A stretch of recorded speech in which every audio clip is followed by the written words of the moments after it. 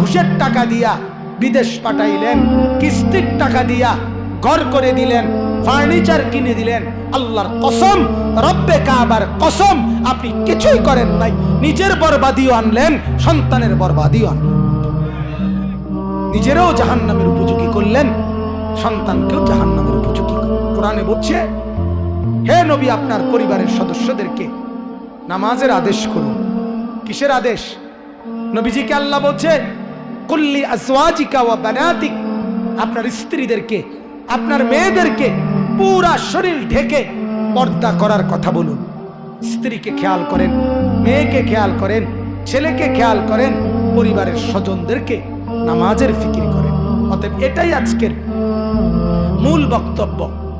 আল্লাহ তাআলা আমাদেরকে বলছেন প্রত্যেককে, যে আল্লাহ তাআলা বলেন ঘনিষ্ঠ জন যারা, তাদেরকে আখিরাত, পরকাল, কবরের ভয় দেখানো, এটা অন্যের হাতে ছেড়ে দিলে হবে না।